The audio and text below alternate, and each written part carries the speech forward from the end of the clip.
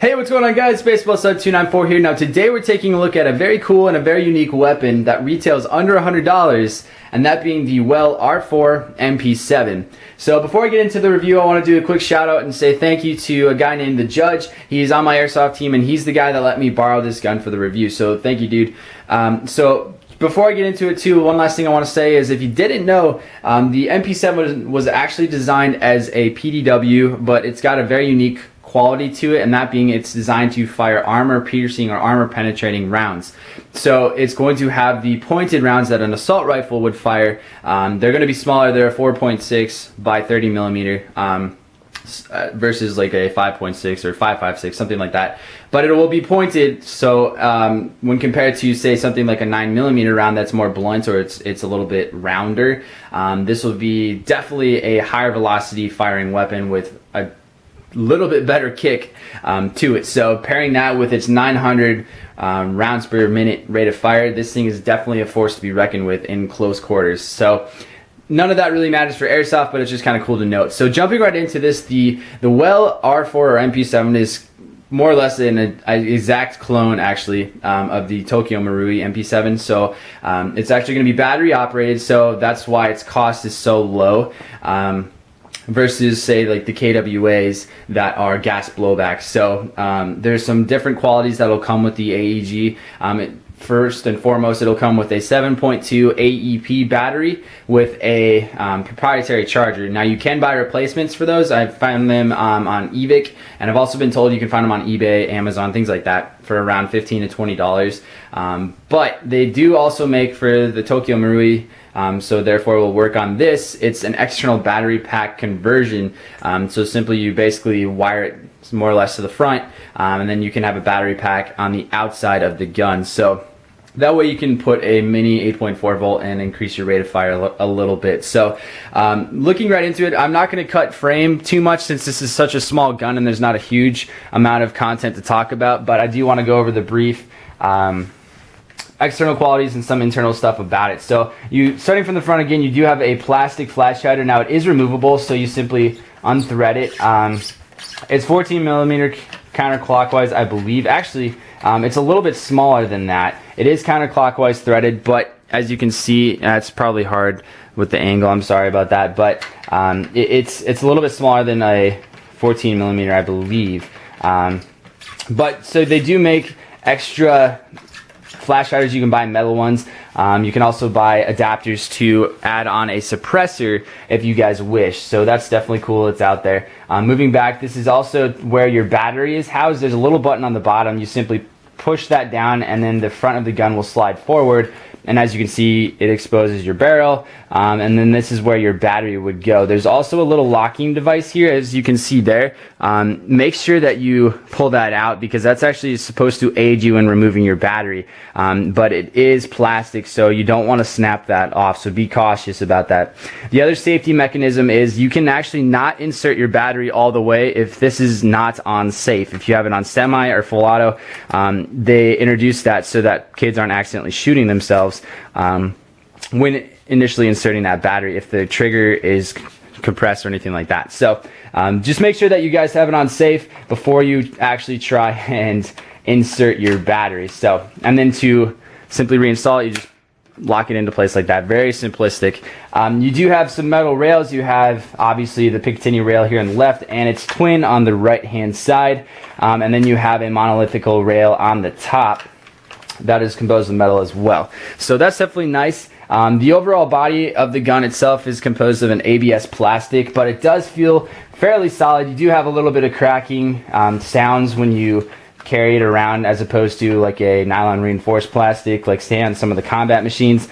So you know, if you're running around, you may hear some of the plastic twisting and things like that, but it's not actually breaking. It's just got that ABS plastic kind of sound and feel to it. But the gun itself weighs almost 5 pounds, so it's got a decent weight to it, and that's all going to be because of the gearbox, which is actually kind of unique. It's kind of split. They have most of the pieces back right here, but then if you actually remove the top rail, lift that off, remove a few extra screws, part of the gearbox comes apart that way, along with your hop up and things like that. So interesting to note.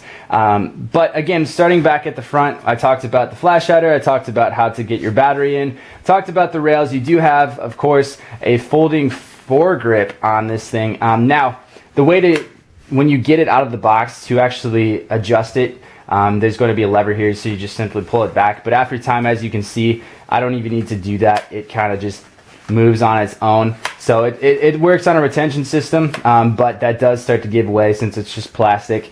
So I would just be cautious. I mean, it is pretty secure if you want to hold it like this, since you don't have the recoil that, say, the gas blowback version would. But I wouldn't necessarily say it's the most sturdy in the world, so not a huge deal for the price point it's at anyways.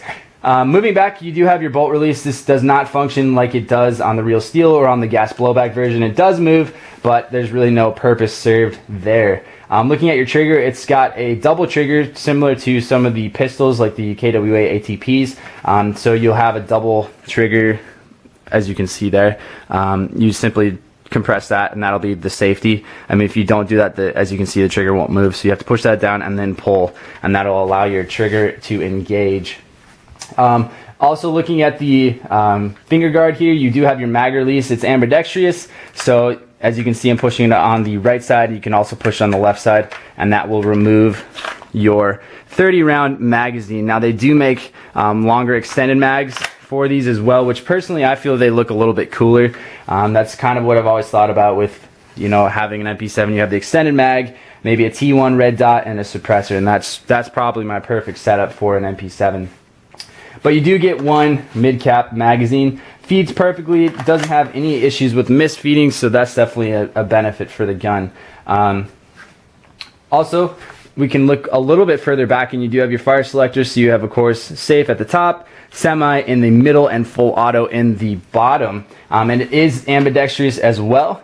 So the one cool thing about this gun versus things that I've experienced, say, on my Matrix styled M4, is the fact that these actually line up perfectly. So when I'm on safe on the left side, it's perfectly on safe on the right, and then when I move to semi, it's perfectly on semi on both sides. So versus on my Matrix styled body, even if this is pointing on safe, on the other side it's not quite perfect because of the gear system that it works on. It'll be kind of in between safe and semi. So this is definitely cool that it keeps it true and on both sides. Both sides, I should say, with your fire selector settings.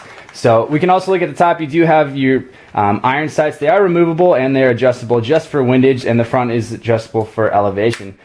You have a low lighting sight. We see if I can show you. There you go. It's painted in white. So this will be for low lighting, similar to like a pistol sight, and then you can flip them up, and then you have your classic MP7 type sights, and then of course you have your windage and elevation adjustment here. So the gun itself, I did forget to mention, since I received this as a loan to do a review, I did not receive the battery or the charger, and the gentleman that I borrowed it from, he did not have the manual anymore. It does come with a speed loader, the simple rod version, as opposed to the newer versions that people are starting to get now. So you get that, and then you also get a small Allen key to adjust your rails and strip down the body. And of course your manual, but he didn't give me any of that stuff, so I apologize for not having that in the video. One other thing I did forget to mention is you do have on both sides, here, and then on this side, the front and the rear, sling mount attachments. Now they are composed of plastic, same as the body, and they're molded actually into the body. So I've not tested how actually sturdy they are. And my squad mate does not use it in a holster or anything. He actually does use it with, basically he puts twine or something and then puts his sling attachment point to that twine. So it seems to have worked out fairly well for him now. He doesn't usually run around too much, so I wouldn't be, completely stressed on it, but I would still caution that it's made out of plastic, so be a little bit careful with it. Moving back, you have your stock adjustment. There's basically a little lever here. You push that down, and there's one on this side actually. And let's see if we can get this to work. There you go. So it'll lock in place simply like that. See if I can actually zoom out a little bit for you guys. There you go. So then you'll have your stock fully extended.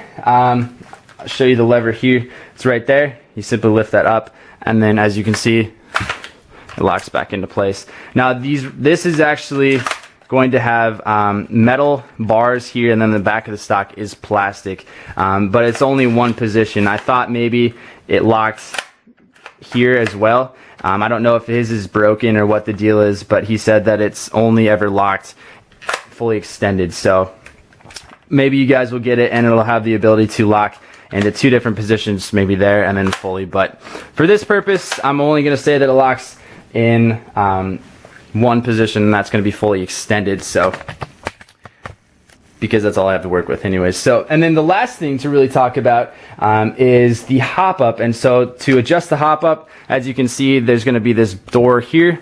Let me actually flip to the other side so I'm not shadowing over the camera. You would simply pull back your charging handle, and then that opens up the door to your hop up unit, and it's a simple wheel similar to the M4 style. However, the hop up unit is proprietary as well, as far as I know.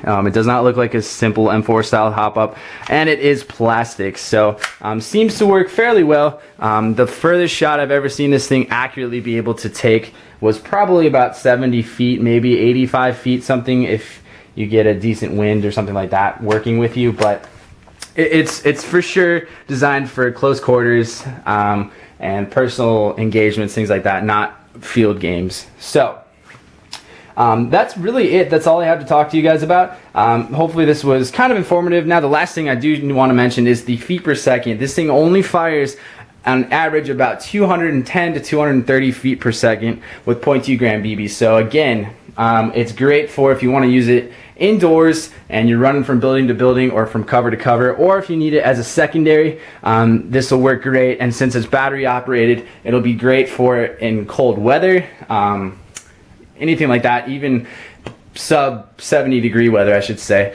You won't have any malfunctions like you would in a gas blowback version of this thing. So that being said, for under $100, I would say I would recommend it. If you guys are looking for an MP7, if you're looking for something cheap but still reliable, you can upgrade the spring. Alright, sorry about that, guys. My camera actually started to cut out. But as I was saying, there's a few things you can upgrade. So those being your barrel, you can upgrade your hop-up bucking and nub. I don't think you can actually upgrade the hop-up unit itself, but correct me if I'm wrong, but I believe it is proprietary. You can also upgrade some of your gears, your spring. You can also upgrade your motor. However, this is a very, very different gear set and gear box than what I'm familiar with, so I would recommend, if you do open it up, I would recommend having some sort of technical know-how on what you're doing, since it is different from a version 2 and looks fairly different from a version 3 as well. So other than that, guys, that's all I have for you. So I want to say thank you for watching, and I know this was something a little bit different. I've never reviewed a PDW or a submachine gun before, so hopefully you guys enjoyed this. If you have any questions, as I mentioned, if you want me to talk about something else, I will have access to this gun if you want me to go and do a in-depth showing or review on something particular. But I most likely won't be taking it apart if you guys want to see that. So just throwing that out there. But thank you so much for watching. And as always, if you want to see anything, if you have questions, leave them in the comments below, and I will definitely get back to you guys. So last thing I have to say is make sure you guys stay tuned for more updates on my Airsoft channel as well as my Airsoft team. And as always, guys, take care, and we'll see you again next time.